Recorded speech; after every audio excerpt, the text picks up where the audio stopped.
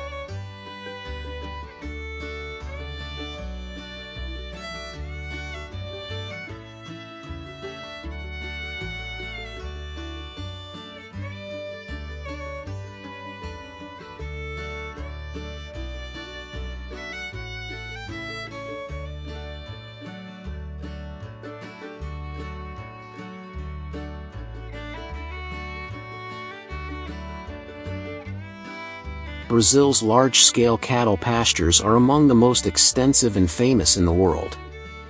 Livestock use vast grasslands, especially in areas such as the Cerrado, the Pantanal, and the Amazonian fringe.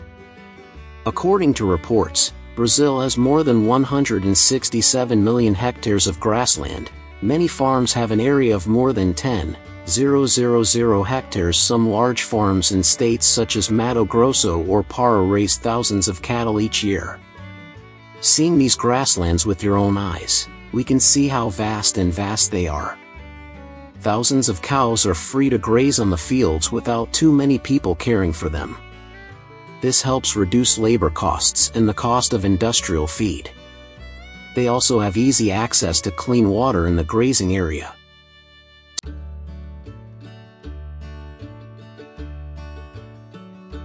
Recent years have seen major changes in beef production in Brazil, moving from extensive grazing systems to more sustainable intensive operations. High-yielding tropical grasses such as brachiaria have been introduced in Brazil to improve cattle health, meat quality, and reduce costs.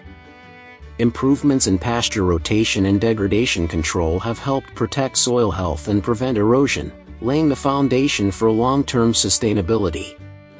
These operations have increased productivity while minimizing environmental impacts such as deforestation and greenhouse gas emissions.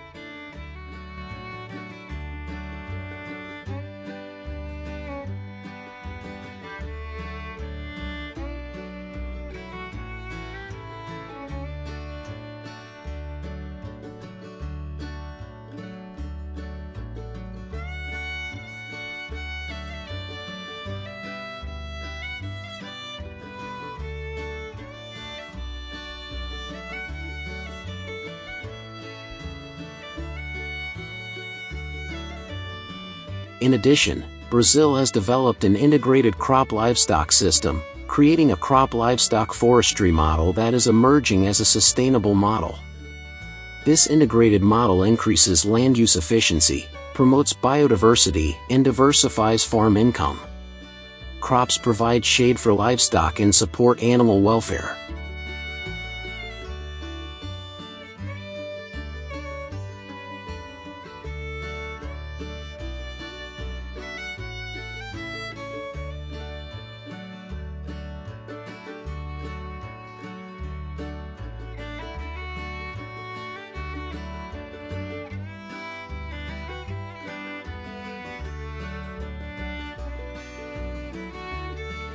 In addition, cow waste can also be used as fertilizer for crops, ensuring fertile soil for better plant growth. In general, sustainable livestock farming requires the application of measures to minimize environmental impacts, such as rotational grazing, agroforestry, and the preservation of ecological corridors.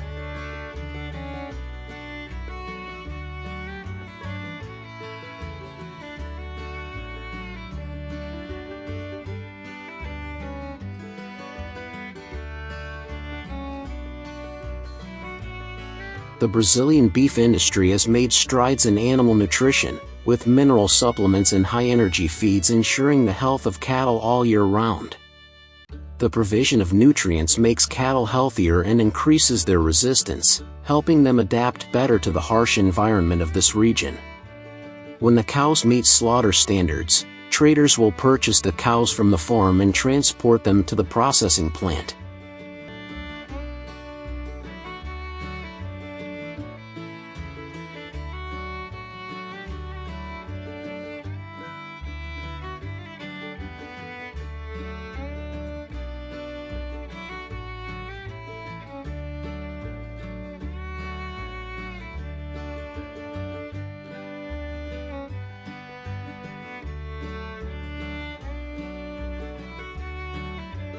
There are currently many high-capacity meat processing plants in Brazil, including JBSSA, which operates more than 35 beef processing plants across Brazil.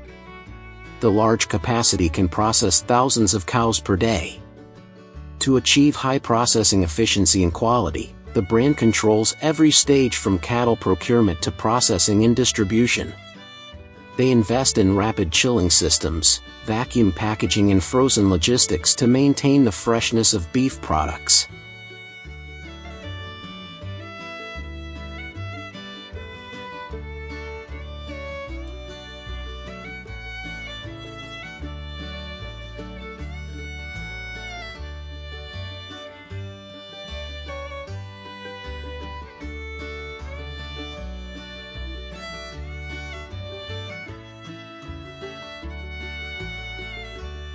Grass-fed cattle farming not only supports animal welfare, but also produces high-quality, hormone-free beef that is supplied to brands such as McDonald's, Burger King, and high-end retailers around the world. In addition to local consumption, Brazil exports large quantities of beef every year. Brazil is now the world's largest beef exporter, with major markets including China, Egypt, Hong Kong, and Europe. Brazilian beef is often marketed as natural, antibiotic-free, or organic. Beef exports bring in $10 to $13 billion a year, supporting millions of jobs from raising cattle to transporting and processing beef.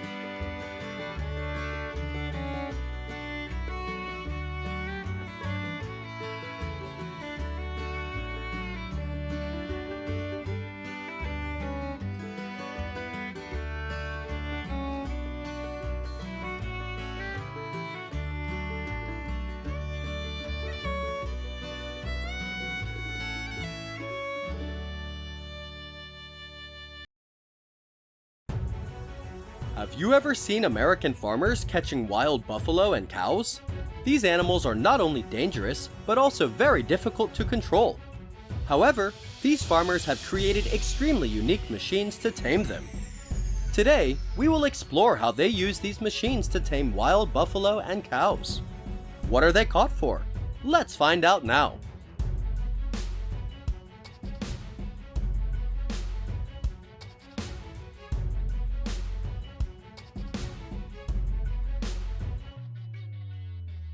Buffalo and bison were once symbols of the North American grasslands, including breeds such as buffalo, bison, longhorn cattle, etc.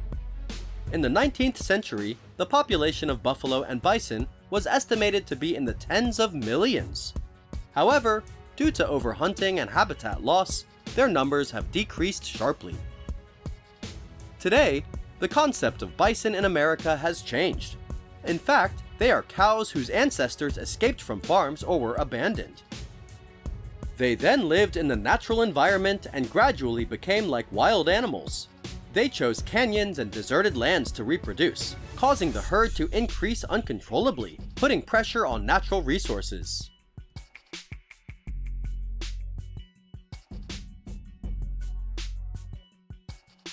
Capturing wild buffalo and bison is one of the most humane ways to control these animals.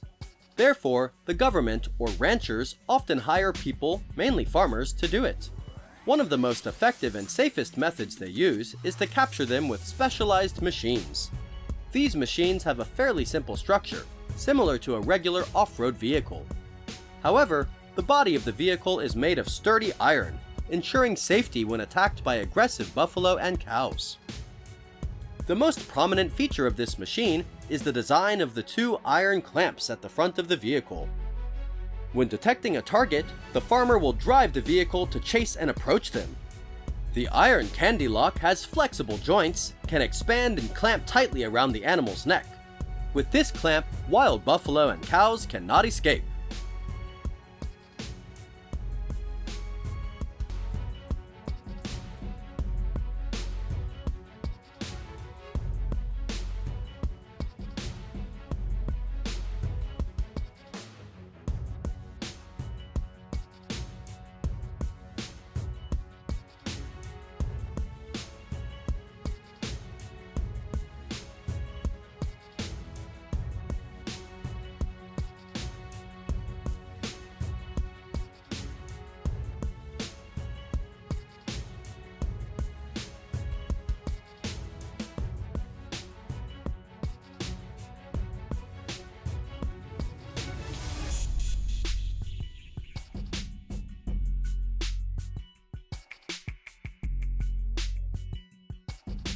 However, the crazy thing about this machine is its moving speed.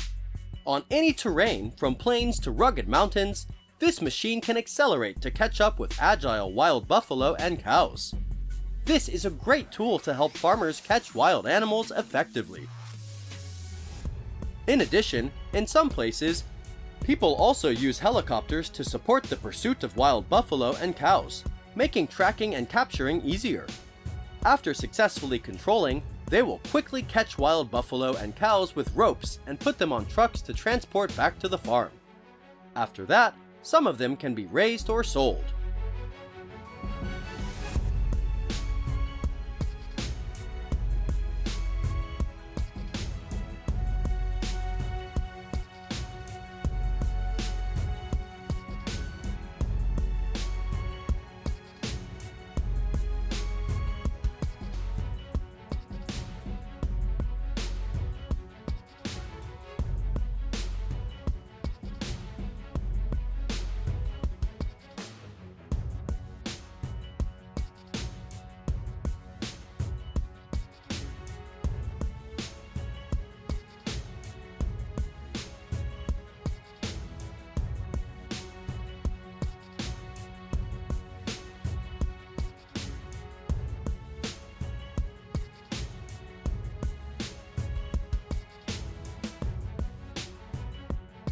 As you know, farmers are often paid by the government to remove wild cattle from public land.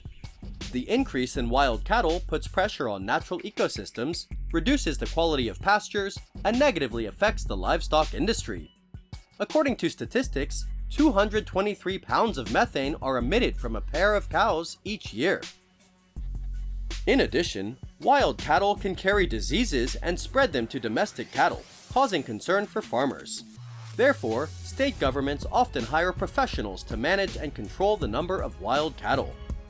In addition, wild cattle can also pose a danger to residents and visitors when visiting nature reserves. At the Gila Nature Reserve in New Mexico, aggressive bulls regularly attack visitors and staff. Capturing and relocating these animals not only helps protect the environment, but also ensures human safety.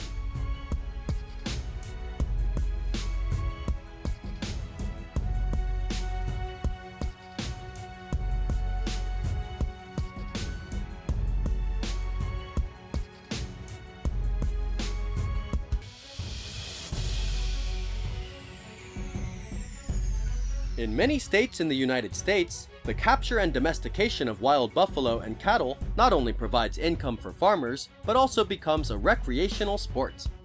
These animals are often used in hunting competitions and have become part of local culture, attracting many participants and spectators. One of the most prominent annual festivals is the South Dakota Bison Roundup or Rodeo. Bulls are used in competitions such as bull riding, wrestling, and bull tying, etc. The ferocity of wild bulls makes the competitions more attractive than ever. This is also an opportunity for participants to demonstrate their skills and courage.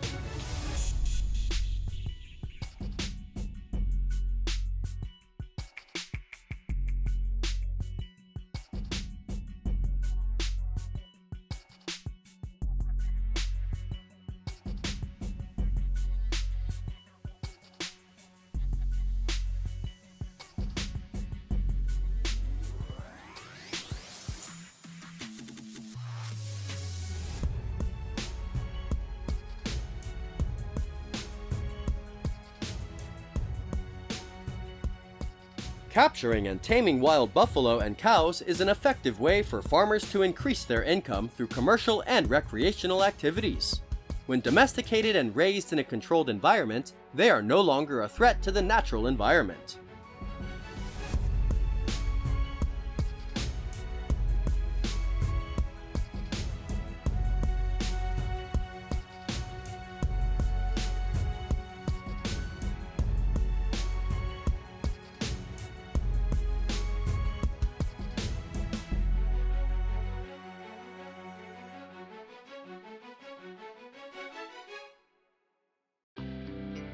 Hello everyone! Today, we will explore together one of the secrets that helps Japanese people live long and healthy.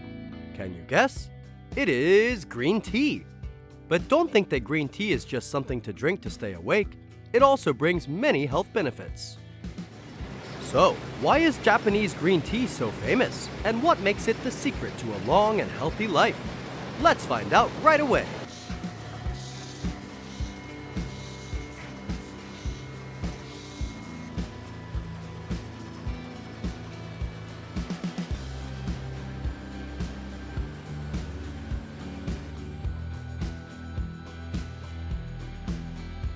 If you think tea is just a regular drink, you are completely wrong with the Japanese. In Japan, tea is not just tea, it is art.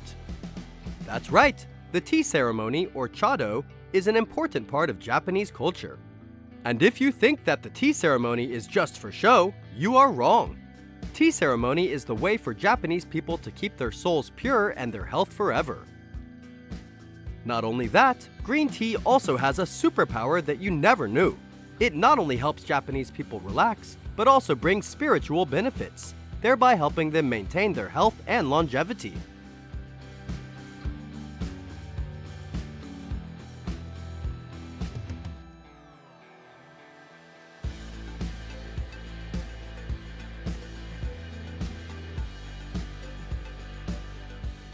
First, you need to know that Japanese green tea has an extremely meticulous growing and processing process. Japanese green tea is produced in special lands such as Shizuoka, Uji, Kagoshima, and Fukuoka. These places have a temperate climate and fertile soil, which is ideal for growing tea.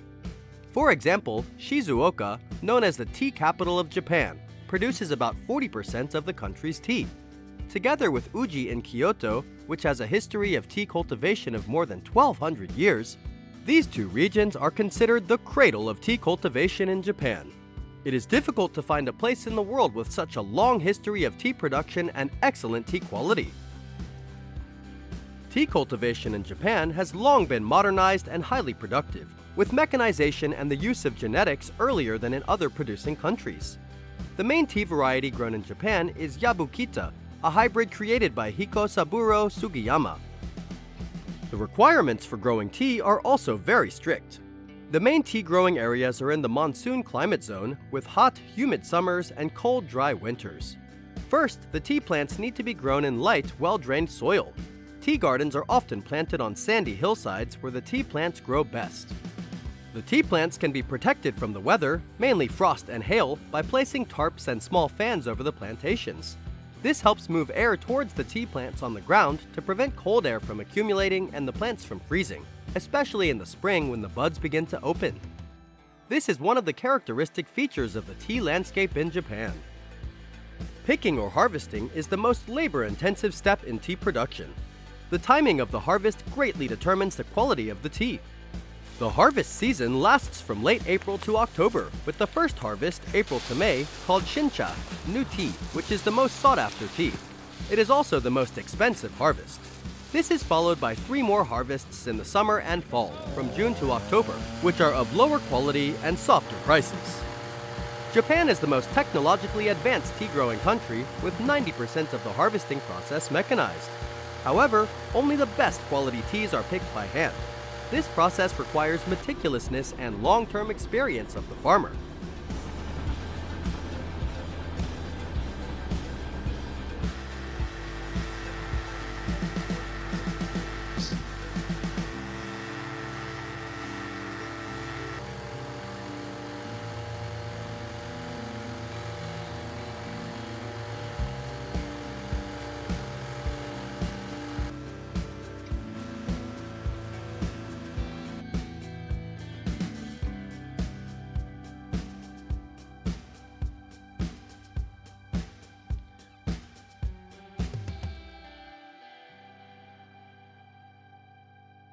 Japanese green tea has many different types, from high-quality matcha used in tea ceremonies to popular teas such as sencha, gyokuro, bancha.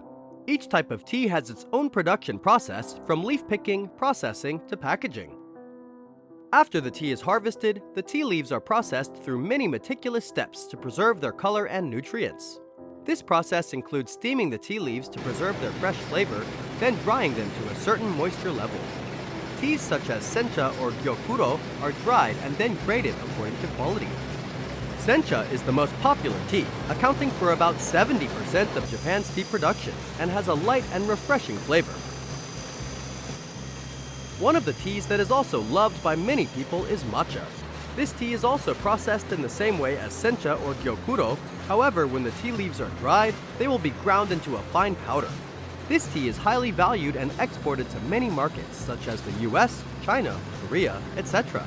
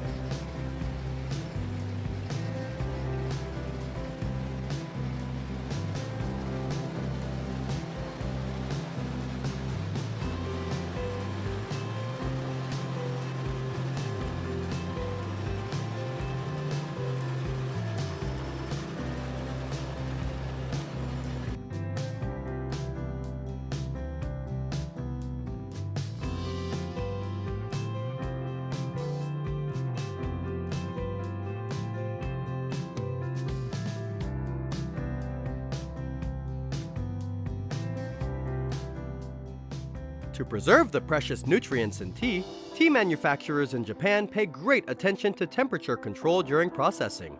Japanese people drink green tea every day, not only to relax, but also to protect their health.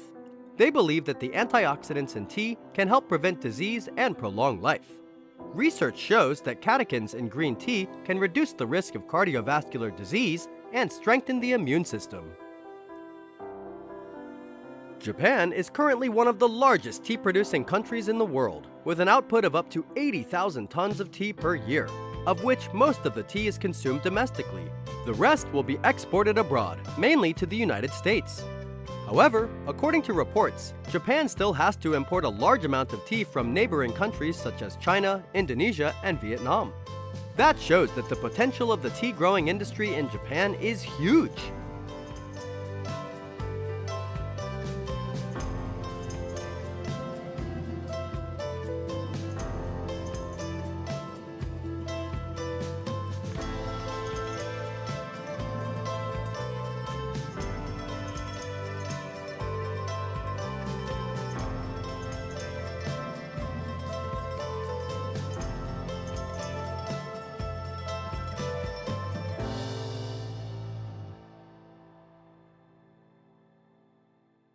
Beekeeping in bottles, an idea that sounds strange but is being successfully applied by American farmers. Each year, the United States produces about 163 million pounds of honey, and many beekeepers own thousands of hives. The beekeeping industry is not only a huge source of income, up to billions of dollars each year, but also has many interesting things. Check out these unique beekeeping models in the video below.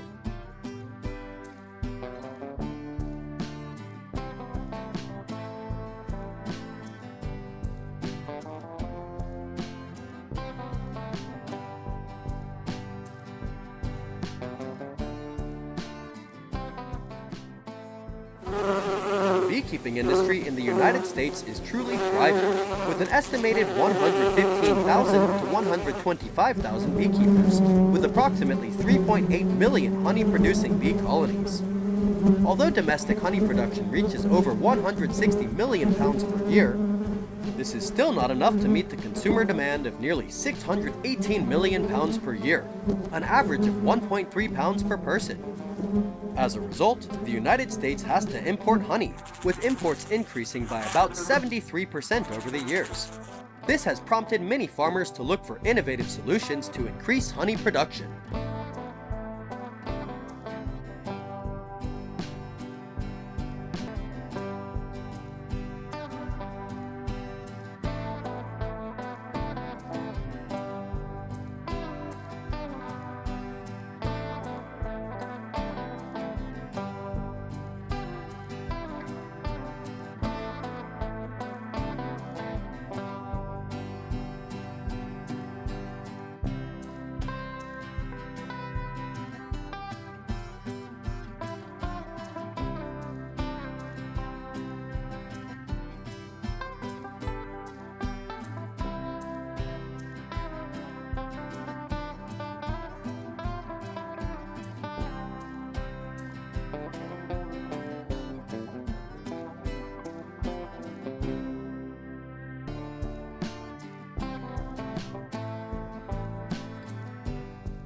One of these solutions is beekeeping in plastic bottles, which not only saves costs, but also has many other benefits. Instead of investing in expensive beehives, they use recycled plastic bottles to create their own beehives. The process is very simple. First, they will prepare large plastic bottles combined with wooden bars to form a beehive. This beekeeping method is suitable for those on a tight budget or just starting out, because the initial investment cost is not too large and can almost take advantage of available items.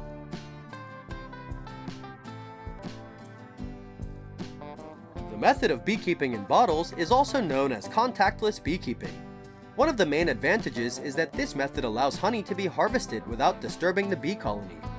This is not only beneficial for the health of the bees, but also ensures the safety of the beekeeper. When installing, the hives need to be protected from direct sunlight and need a layer of insulation. The best way is to place them in a shady place, under the canopy of trees, to limit the increase in temperature.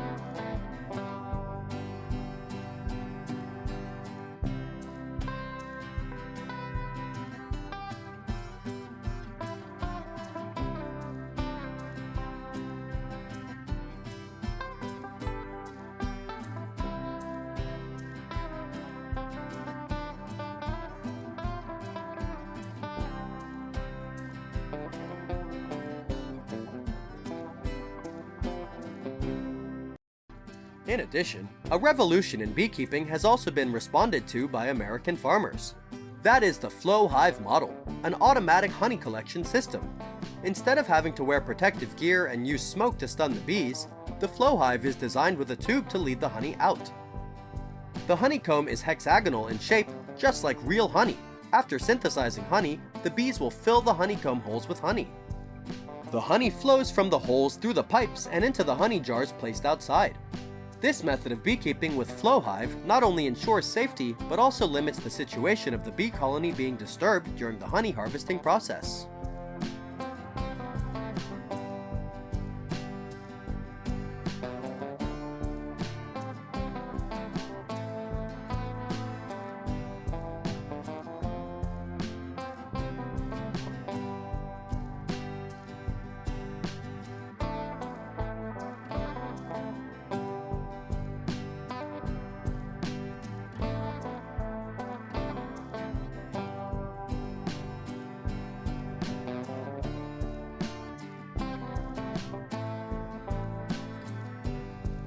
"3D printed honeycombs are also the perfect choice to optimize space and living conditions for the bee colony. This type of hive is created using 3D printing technology, designed for indoor use, providing a controlled environment for the bee colony. The hive can be fully expanded or adjusted by adding additional parts. This type of hive also allows beekeepers to easily monitor and care for their bees.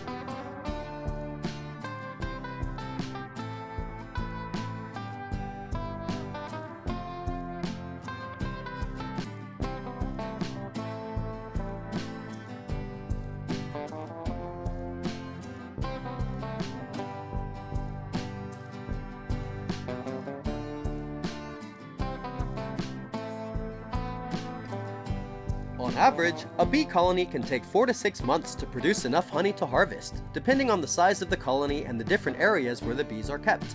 Most beekeepers will harvest honey 2 or sometimes 3 times a year. After harvesting honey from the hives, farmers will separate the honey from the beeswax using an extractor. The thick drops of honey will then be filtered to remove impurities and poured into glass jars before being sold. The honey will need to be quality tested before reaching consumers.